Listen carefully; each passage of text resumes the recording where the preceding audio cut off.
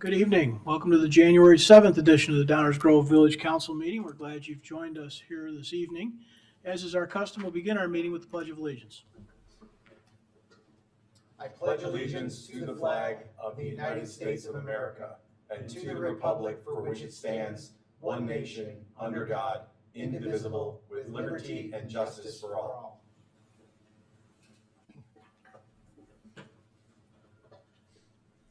Rosa, would you please call the roll? Mayor Barnett, Here. Commissioner Jose, Here. Commissioner Sadowski Fugit, Here. Commissioner Gilmartin, Here. Commissioner Glover, Here. Commissioner Tully, Here. Commissioner Davenport. Here. Welcome, everyone. Good to see you again. As you can see on the screen, there is a QR code for the council agenda. So hopefully, if there's not one on the table or you'd like to just do this electronically, you can scan that code and get this evening's agenda. That should also be available to those watching at home. And it sounds like people might be able to hear me better. Is that true? Fantastic. Thank you to the team here. I noticed I've got a little longer extension and somebody turned the volume up. That's awesome. I appreciate that. Item 3 on our agenda is minutes of previous council meetings. Is there a motion? Mayor, I move that the council adopt the December 17, 2024 minutes as presented. Second. Any comments or questions from the council? All those in favor say aye. Aye. Opposed? Passes unanimously. Just like that, we're on to item number 4. This is the public comments portion of the meeting. This is the portion of the meeting where we take public comment on items not on tonight's agenda. Each agenda item, both active and first reading, will have additional opportunities for the public to comment. So if you've got some comments for us tonight that are not on tonight's agenda, please come on down to the podium. Let us know what's on your mind.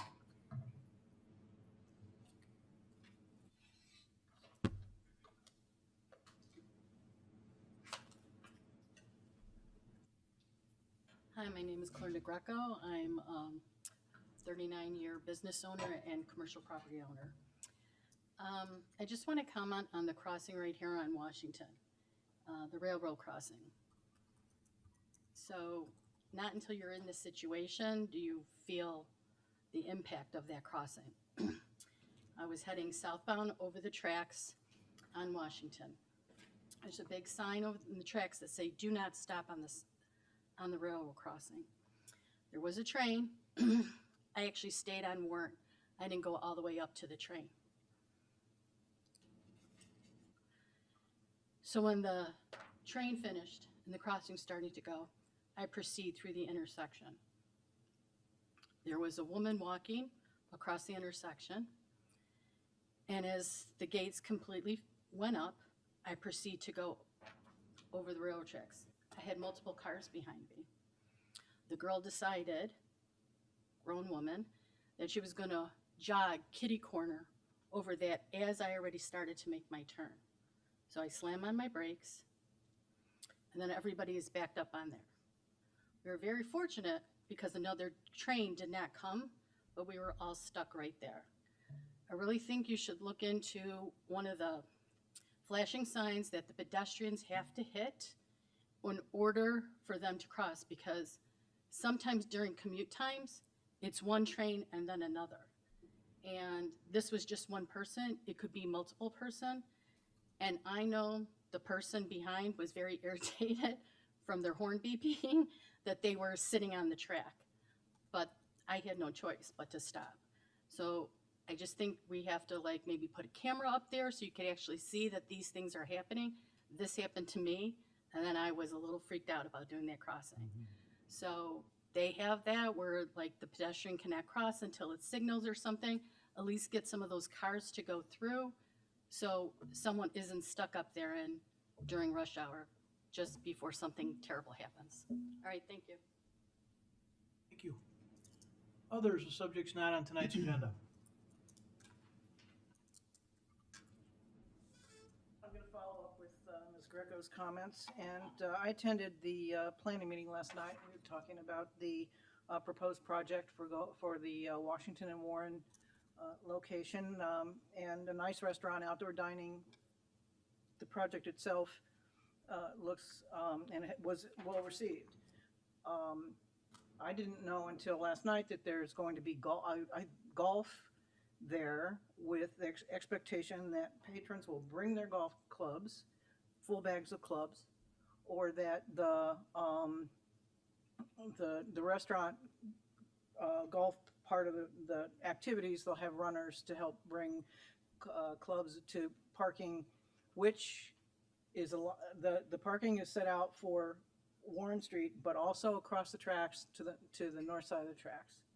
And my comment last night was guys hauling golf bags across the tracks after having a few drinks, what could go wrong? It is a very difficult crossing now, even just tonight with the commuter traffic. Very hard to see, and very difficult to navigate. That since a few months ago now, there is, always before, the northbound traffic always had the right-of-way, just like they do on Main Street, and they still do, just like they do on Forest, they still do.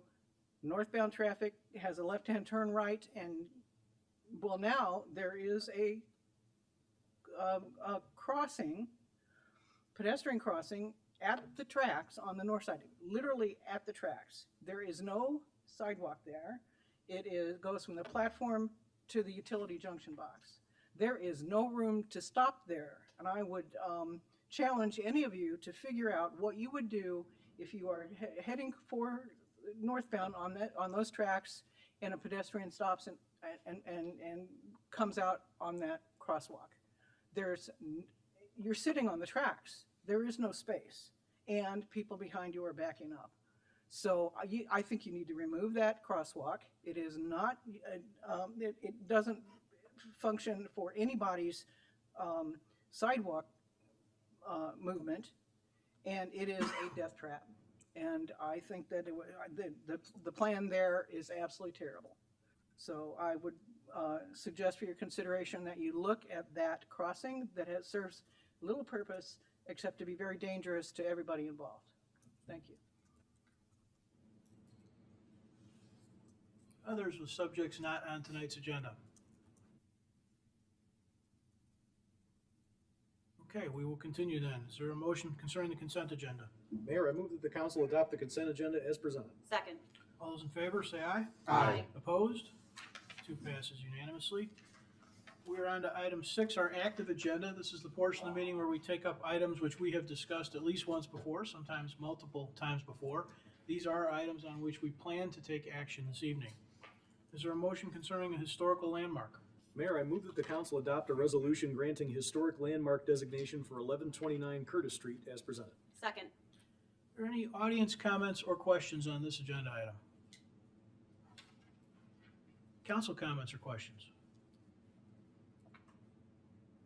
All those in favor say aye. Aye. Opposed? That passes unanimously. We do have a historic landmark certificate here. Are Matt and Laura here? Want to come up and get this?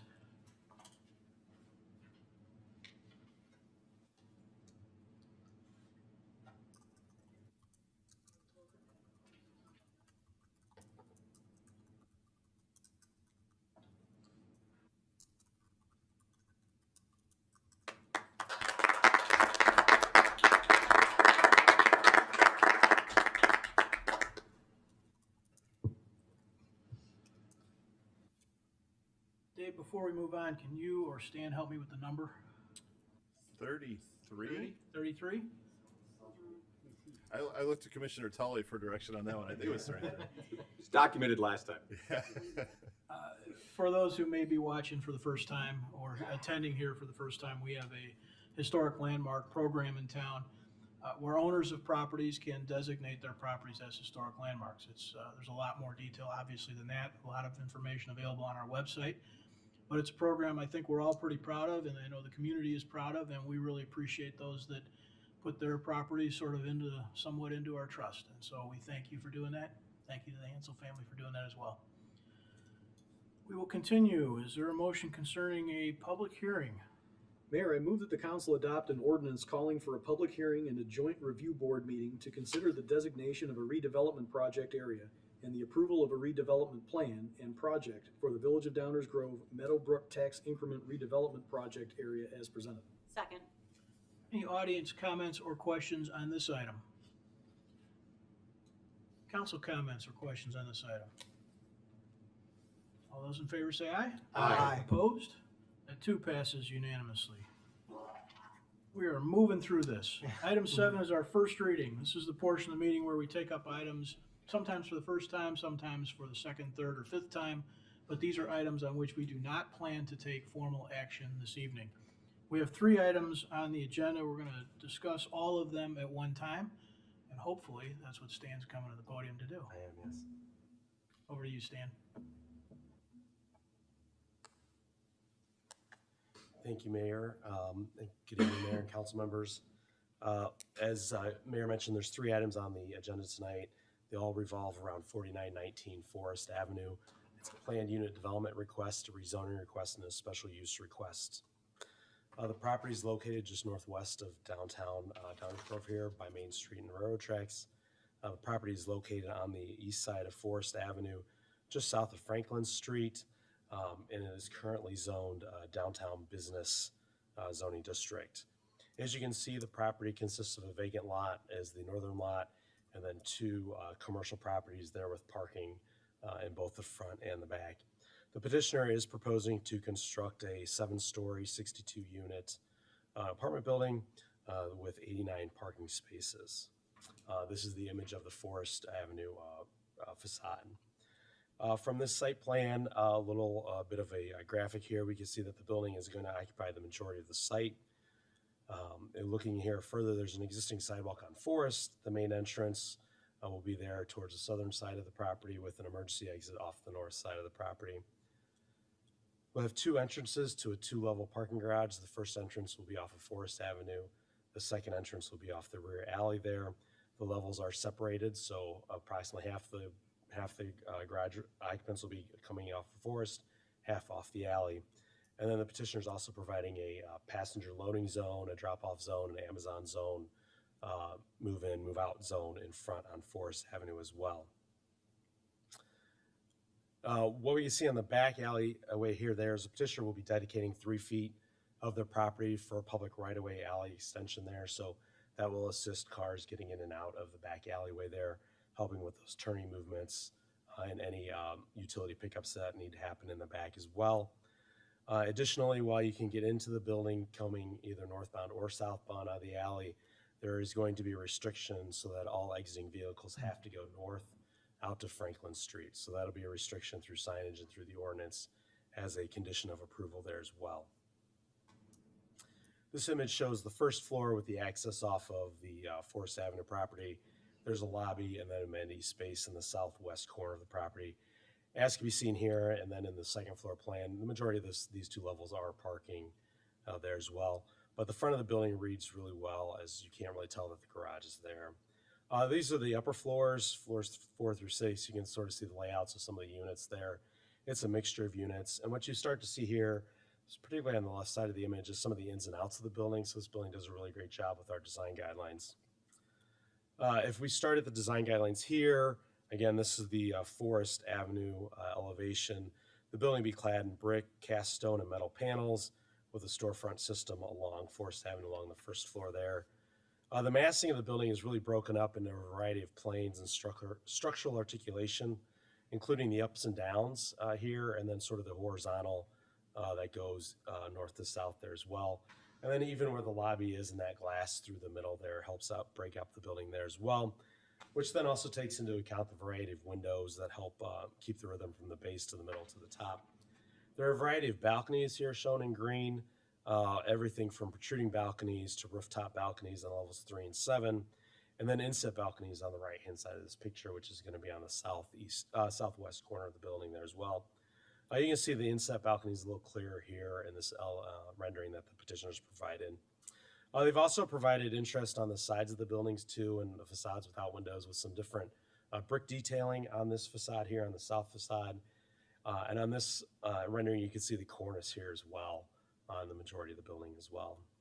Looking at this from the northwest corner of the property, you can see some brick detailing above the garage. That was really important for staff to get something above that garage door. And then again, if you look at the north side, there's some brick detailing and some ins and outs on that building as well. And then like we talked about the cornice there as well. So the Planning and Zoning Commission felt that the design guidelines had been met. With regard to the comprehensive plan, the property is in the downtown focus area, specifically the downtown edge. The comprehensive plan talks about pedestrian-oriented and walkable, quality architecture, residential density near transit, which is obviously our downtown, and then multifamily near significant activity centers like the downtown. Planning and Zoning Commission considered this petition in their December meeting and found the standards for a zoning map amendment from DB to DB PUD, plan unit development amendment standards, and special use standards were all met. I'm happy to answer any questions tonight the mayor and council might have as well.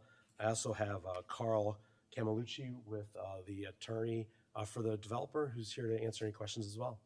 Thank you, Mayor. Thank you, Stan. Any audience comments or questions on this item? Council comments or questions? Chris? Yeah, just a couple of questions.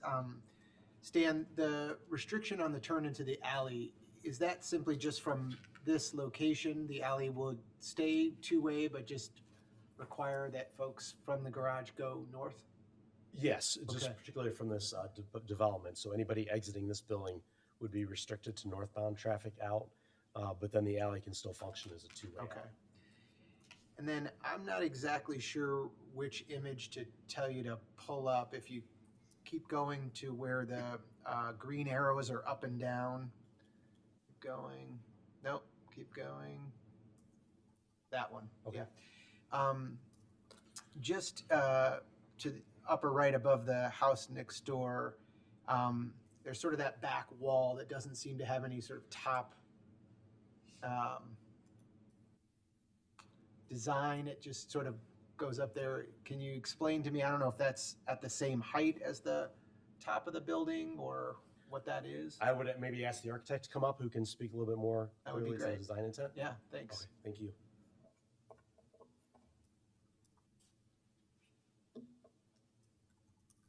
Hi, everyone. Hi. Ben Kennedy, Kennedy Man Architecture. That is our second stair that carries throughout the height of the building. That's what also Sam was saying. That's the one that exits from the north side of the property. Mhm. Yes, we could add more articulation to Yeah. the top, similar to the bay in the front, south, west corner. That'd be no problem. Okay.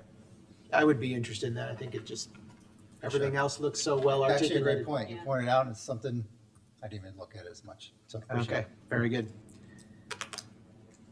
Free design work from the village of Downers Grove. Make a note. That's it, Mayor. Thanks. Some say you get what you pay for. Yeah. Any other We'll deduct it from your property tax.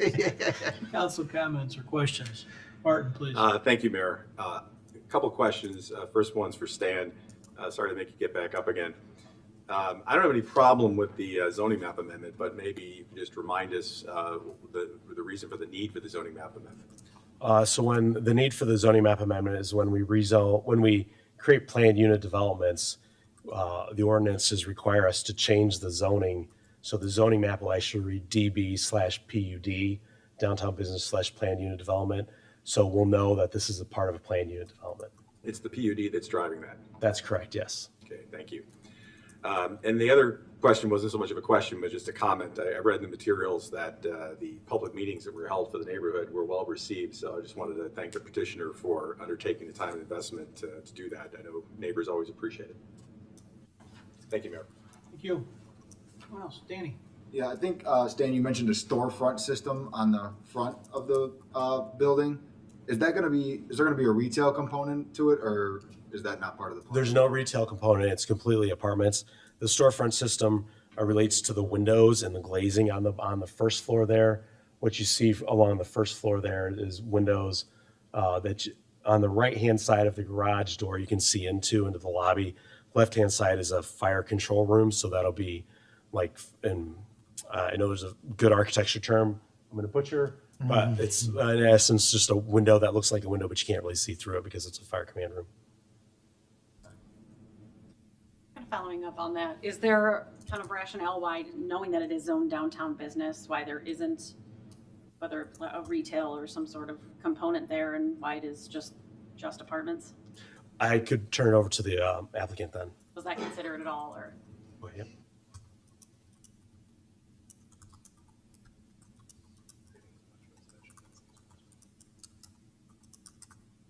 Good evening. My name is Carl Camalucci. I'm a partner in the Taft Law Firm in Chicago on behalf of the applicant. I think the intent of the retail sort of look on the main floor is to make it more pedestrian scale and consistent with the comprehensive plan's desire to have a transit-oriented development that fosters pedestrian-friendly movement rather than to have any retail or commercial space here. I think the focus has been also consistent with the comprehensive plan to focus on having dense residential development in the downtown area, which contributes to the pedestrian-oriented character of the area.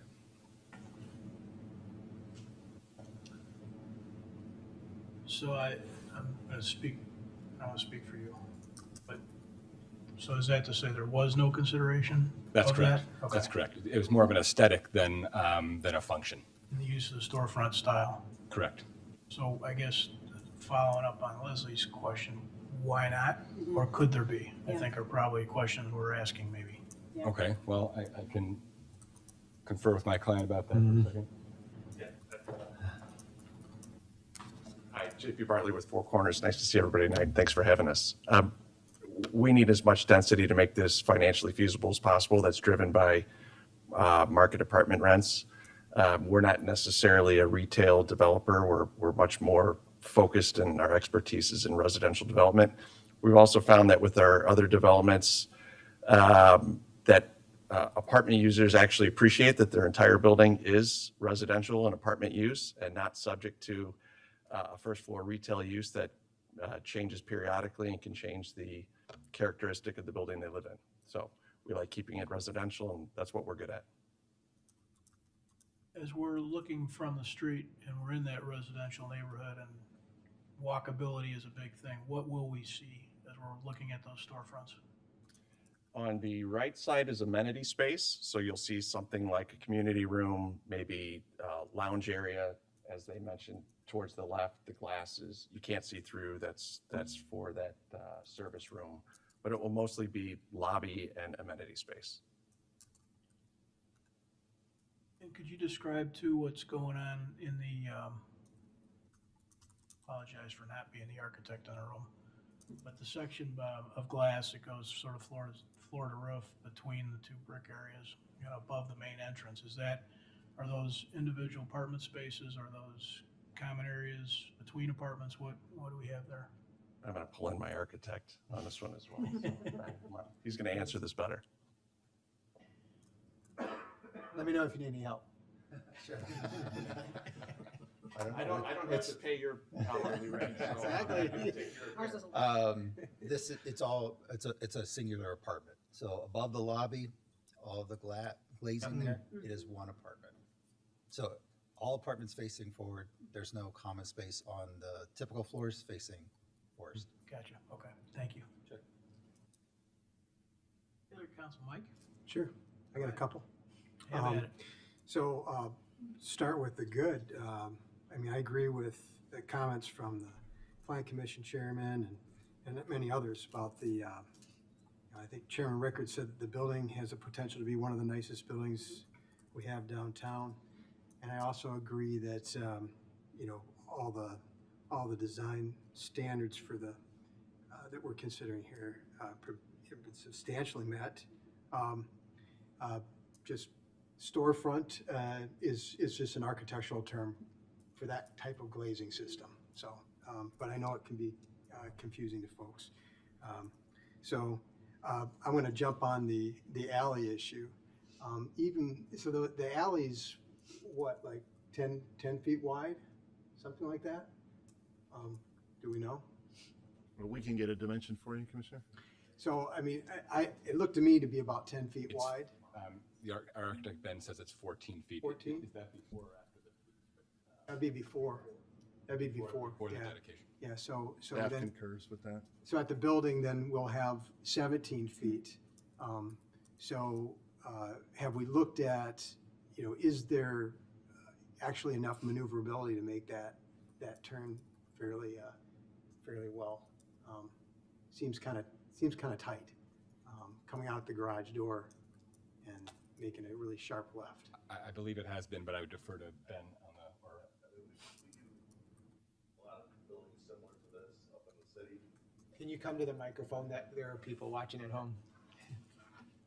Jim Roberts, Four Corners. I handle a lot of our construction. So we build this type of building in the city of Chicago all the time.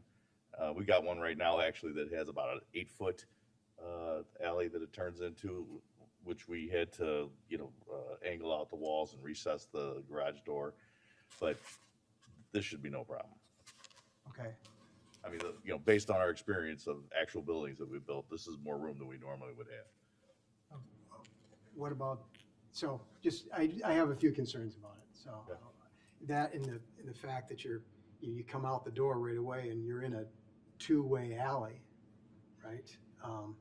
Just seems like there's some potential there for some mishap, so. I believe there was a turning study done. Hi, Claudia Welp, Cage Engineering, the civil engineer. We did do turning studies in and out of this garage to make sure that it would work and function correctly. Excellent. So on both the front and the back. So. All right, thank you. Yeah. So thinking about the alley some more, right now it's a two-way alley. We're gonna force people to go north on the alley through signage, right? But I'm wondering how well that'll really, I mean, the alley's really not wide enough for two-way traffic. That's correct. This was a topic of lengthy discussion at the staff level as we worked with the petitioner on this issue, recognizing those constraints. Then we looked at the development patterns in the area. There's some other multifamily units there that access in the back and some offices. And they appear to be functioning quite well with very minimal instances of opposing cars at the same time in the same place.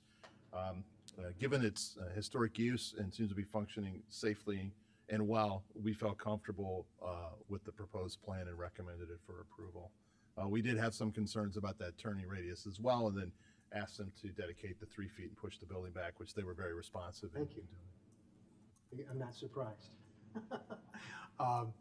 Yeah, so just thinking forward in the future though, I mean, are we headed towards a place where maybe we need to think about that alley as being a one-way alley, I guess? So staff was considering a one-way approach. There are some challenges with that given how the access comes in from the north and from the east through the Main Street area.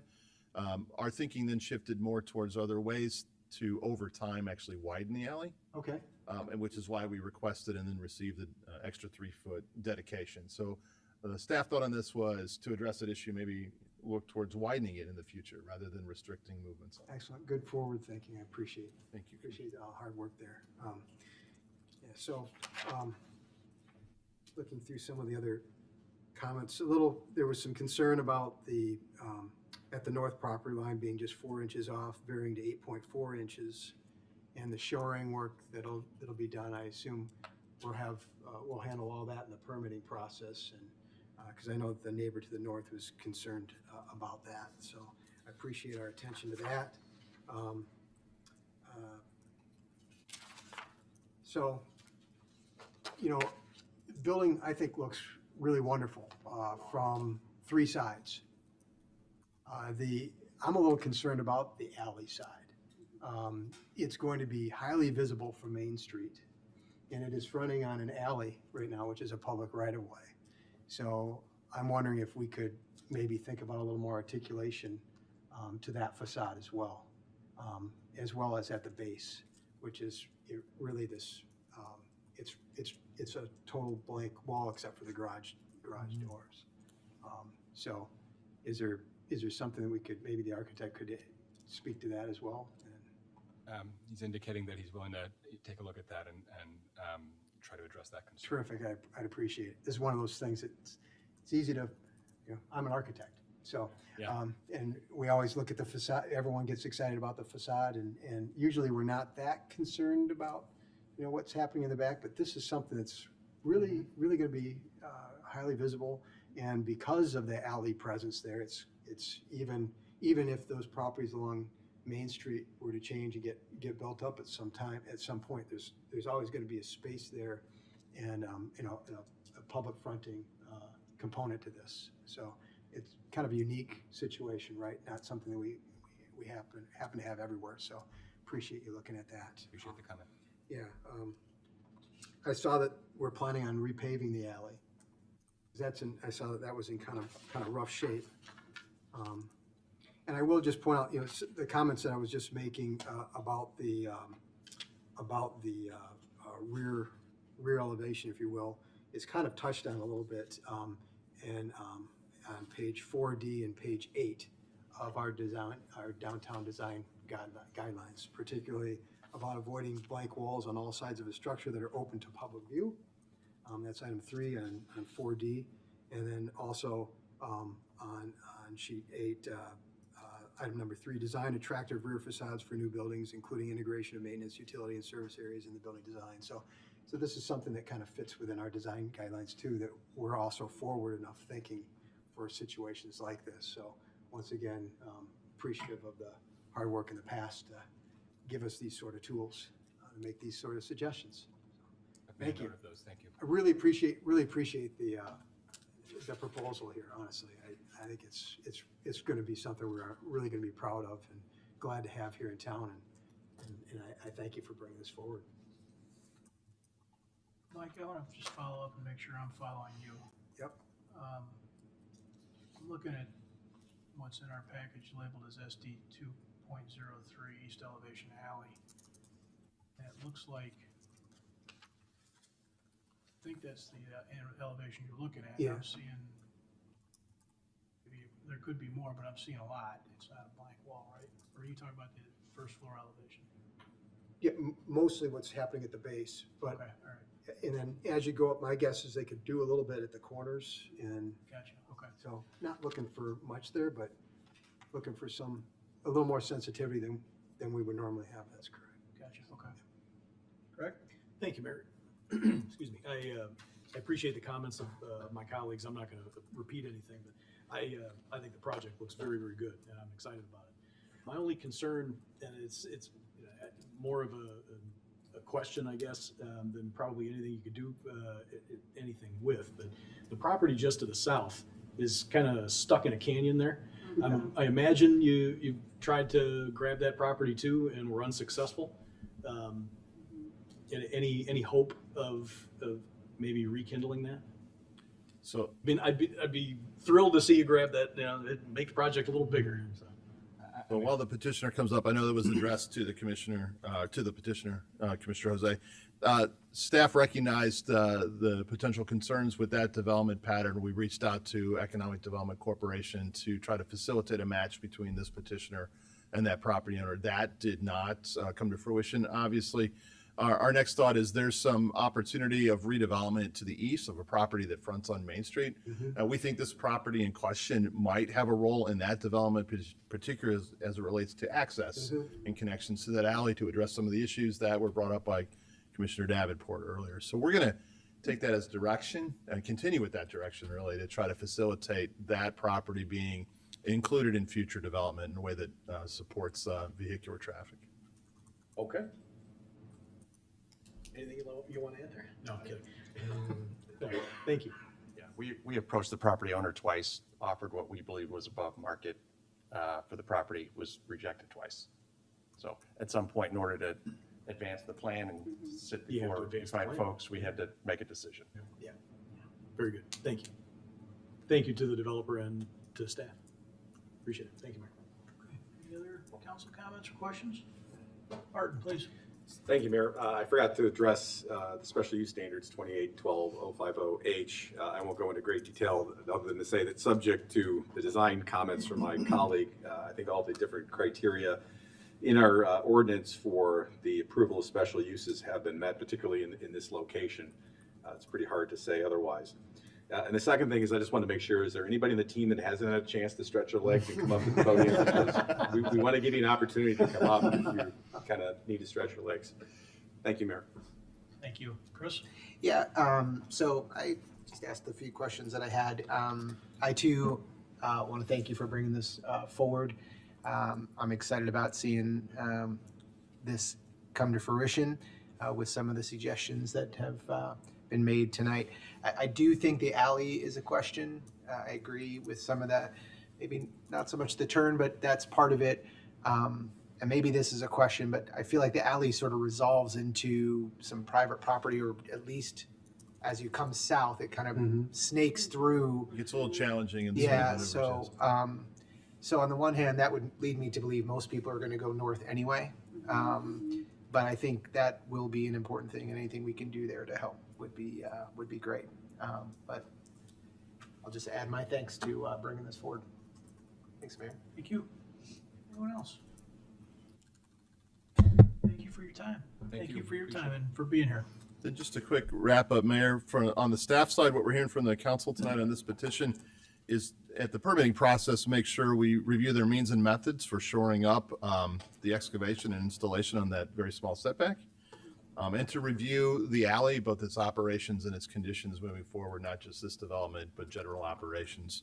The developer is going to look at adding roof articulation to the northeast corner that was pointed out earlier, and consider additional articulations and design elements at the base of the alley facade, particularly the base and the corners. Just want to make sure we captured that correctly. I think so. Thank you. And then that ends our first reading tonight, Mayor. Thank you. Not getting off that easy, Dave. You got a manager's report? Lengthy report that Stan will give, right? No, we have no report. Okay, before we move to the attorney's report, just Stan, please get well. Enza. Thank you, Mayor. 3 ordinances to present tonight. The first is an ordinance amending the zoning ordinance to designate the property at 4913, 4917, and 4921 Forest as Plan Unit Development Number 70. An ordinance authorizing a special use for 4919 Forest Avenue PUD Number 70 to permit the construction of a multifamily residential building.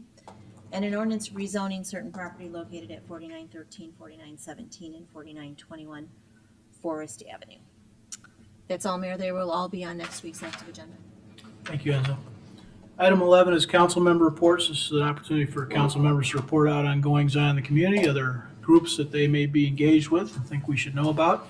We'll start this evening with Councilmember Sadowski-Fugit. Yes. So I have a new business item that actually came about because there were some folks at DuPage County Animal Services that, which is where, now that we don't have a place for any of our pets to be housed, that is where any, pets that may be either lost or dumped end up at our DuPage County Animal Services. And the chair of the committee from the DuPage County Board there is Brian Krajewski, which also happens to be one of my representatives there, and had said that this is something that's really come up a lot at the DuPage County Animal Services, and it's an area in which there's a huge interest for the state to act. So he had actually approached Representative Stava Murray, so a nice bipartisan effort. She co-sponsored a bill in the House, which passed, and unfortunately got stalled in the Senate. So this is kind of a similar situation to what we saw with the puppy mill, where actually it was in 2019. It was former Commissioner Earl, right before I took office, had put forward the ban to show that there was interest from municipalities who had an interest in this. So again, because we do work so closely with DuPage County Animal Services, this could be a way that we could support some of the efforts of one of our partners and essentially do the right thing. And so being somebody who does own cats, but I also, as one of my many jobs during college, also worked in a veterinary office and am familiar with this procedure as well as some of the implications that it has for both the animal but also the communities. I'm interested in adding to the municipal code to ban cat declawing and tendinectomies to hopefully kind of get on the radar of some of our other governmental organizations to see that this is something that's of interest in Illinois. It has been banned in other states. And so hopefully we can kind of start to get the ball rolling there. So just to go over a couple things about why this is relevant is, obviously number one would be animal welfare. So cat declawing, for those that are not familiar, would be like cutting off your fingers at about this knuckle. And it can cause a lot of pain, infections, and later issues with arthritis in cats. That in itself is enough. But unfortunately, what the shelters are seeing is that as cats age and that arthritis starts to come up, it tends to lead to litter box aversions, which for anybody who's ever owned a cat and has had any cat urine issues, it is not pleasant. I had a cat who was behavioral. Luckily, Prozac fixed that, but it is not a pleasant situation for anyone involved. And unfortunately, shelters are seeing a lot of older senior cats that are being dumped, which again has an impact on that animal, but also has an impact on our wildlife. Outdoor cats tend to be one of the worst predators of native wildlife populations. So I'm going to do another PSA, have indoor cats, please. Do not have outdoor cats. They really do a number on the ecosystem because they are domesticated animals, and so they are not part of the food web. So unfortunately, you're getting these cats that are dumped, and rehoming seniors once they do make their way to DuPage County Animal Services and other organizations can be really challenging. You know, a lot of folks want the young flashy kittens, and so it can be really difficult and put a lot of strain on some of those organizations. So I know that our West Suburban Humane Society here, the DuPage County Animal Services, and the VCA hospitals are all in support of this ban because there are new alternatives now. Again, being somebody that has worked in a vet's office, I'm fine clipping both my cat's and my dog's nails. So that is always an option, but now there are also nail tips that you can get put on at a vet that could be another option for you if you're concerned about the damage that can be done by cat's nails. But in addition to that, again, in addition to the wildlife impact, there is also, now my brain just lost it. So we have animal welfare, well-being of wildlife, and then also helping our partners, again, at DuPage County Animal Services. This is something that has come up several times with a lot of rescues. I know when I've adopted a total of 4 cats over the last 10 or 15 years, and pretty much every rescue and facility has you sign something saying that you're not going to declaw them. So it's pretty inhumane, and it's not used often anymore, but it is good to kind of get this written into law. Oh, the other thing is that claws obviously are a way of defense for a lot of cats, and so unfortunately, if they don't have those that they can use as defense, then they're going to go to biting. And for anybody who, again, is familiar with cats, there's a lot of bacteria in their mouth, and cat bites can lead to some pretty serious and severe infections. And so even just from a human perspective, it's much healthier for cats to have access to their nails and not have to resort to biting. So for all of these reasons, I am putting this forward and hoping that we can work with some of these other agencies and organizations and move forward on this in the state. That's all I have. Thank you. Any comments or questions? I think the question would be, do we want to put this on a future agenda and prep for it like we would any other agenda item, right? So any comments or questions on that process or this item? Mark? Thank you, Mayor. Thanks for bringing this forward, Commissioner. I have a lot of questions and would like to see more information, but certainly I think it's something that I'm willing to support staff looking into and providing us with that additional information. Just a heads up, and no need to discuss this. The whole purpose of this is to get it on an item on the agenda so we can discuss it. Just think my thoughts are more mechanical in terms of implementation and enforcement and things like that. So, and surrounding communities and just some general stuff, but certainly would be interested in seeing more information on this and happy to consider it as a first reading item. Mike? So I'm curious to know you said the bill is stalled in the Senate right now. That is correct. So both, but now there's going to be a new legislature coming in, so it will have to be reintroduced. And I have spoken with Representative Stava Murray, who said she would be interested in bringing it back up if there's interest from constituents. excellent. Well, yeah, I actually made a couple phone calls around town. I mean, it seems that, and you can go online and learn all about this as well. I have 2 grandkitties. And we end up cat sitting from time to time, as we did over Christmas break here for a week or 2. And you know, they weren't going to get the cats declawed. It's different than it was 30 years ago, right? The thought process here, and so you know, happy to report that I think it'd be hard to find a vet in Downers Grove right now that would agree to do this as an elective sort of procedure, which is what we're talking about here, It's right? becoming more and more rare. Yeah. But we're talking about, we would end up talking about whether or not to ban an elective procedure versus something that might be medically needed. Correct. I don't know, Absolutely. something's infected or something, whatever. Yes, yes, and they're all, yeah, they're. So to be clear, this would be about something that's elective. So I'm somewhat comforted in knowing that there isn't like an urgent need right now, because it's not something that's, but it does make sense, I think, for us to take a leadership position on this. And so I would support this as a future agenda item.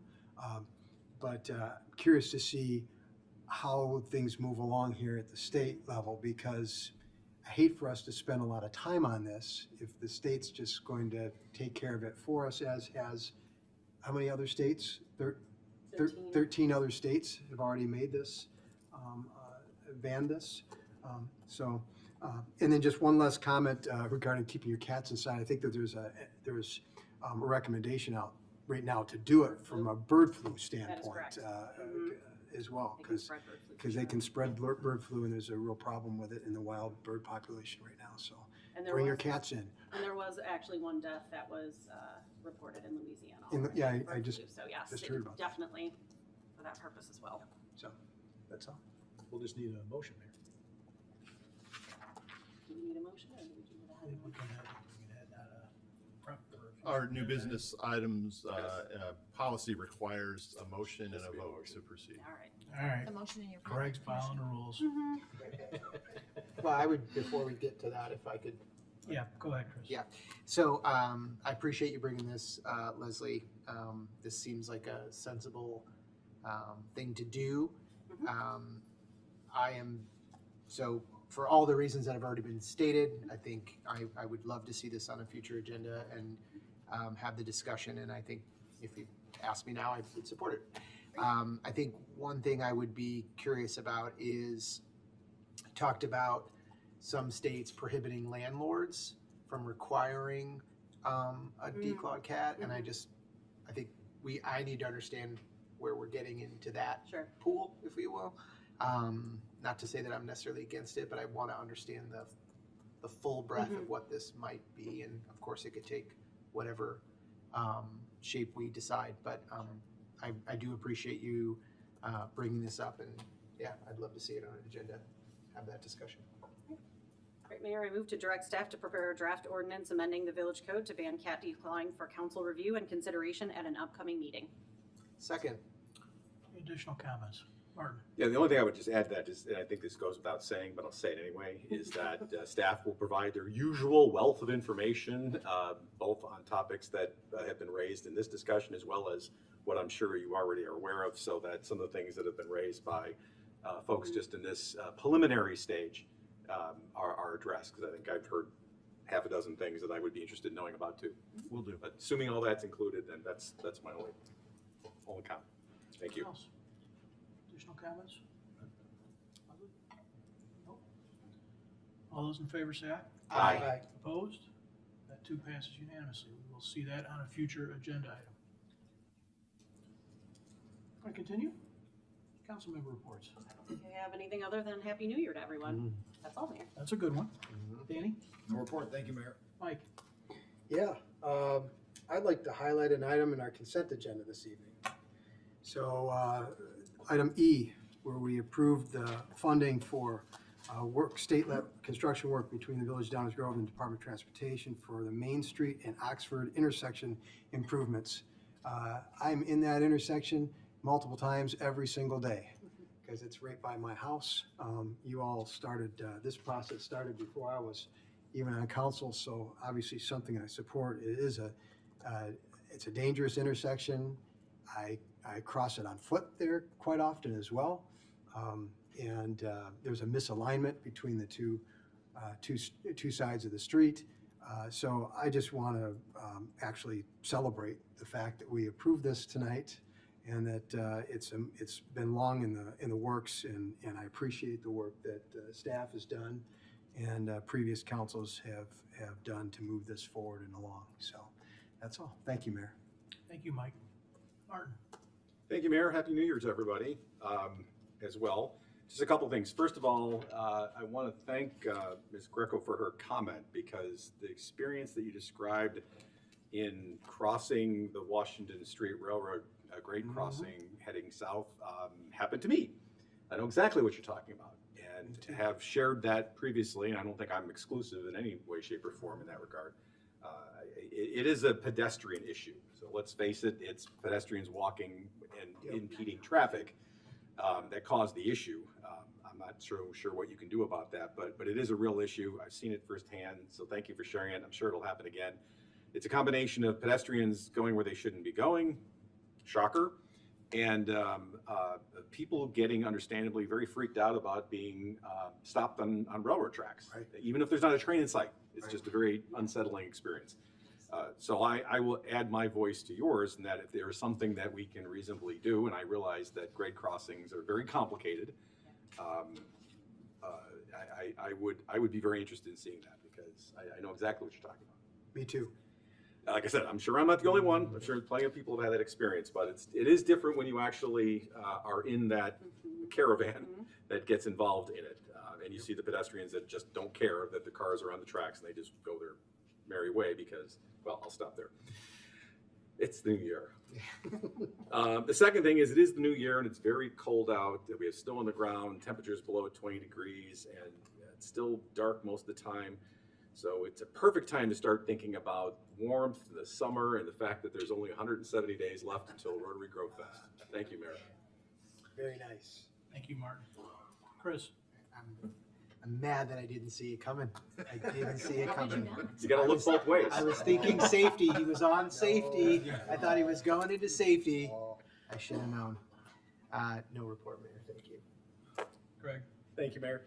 I just wanted to say Happy New Year, and sorry for missing the joint meeting on January 2nd with the library board. 3/4 of my house went down with a very nasty stomach bug. And I was waiting to go down with it, and I didn't want to come and share it all with you as much as my mother told me I should share it when I was a kid. Thank you. But I think the meeting went very well. I'm encouraged by the subcommittee that will be forthcoming, and interested to see what the charges will be in terms of what they're to do. But now I'm glad we got to that spot, and looking forward to some good work. Thank you, Mayor. Thank you. I just want to follow up a little bit on this crossing thing and see if my memory is right. Dave, I think everybody, that's been a challenging crossing for 30 years. And I think what I remember is us struggling with a good answer and thinking that we were going to watch it for a little while once construction was complete. Yes. And then reevaluating, right? Yes. The informal evaluation period, it really started just this week, really. We wanted to make sure the building was fully occupied, our permanent parking lots were fully operational, et cetera. The police were operating in their normal way, where they'd only be using that intersection for lights and sirens response. So we'll start that informal observation and evaluation now. Give us about 90 days or so, and we can come back with some information and report to council and see if we have any recommendations. Yeah, okay. Thank you. All right, that's it. Is there a motion to adjourn? Mayor, I move to adjourn. Second. All those in favor? Aye. Opposed? We're adjourned. Thank you all and good night.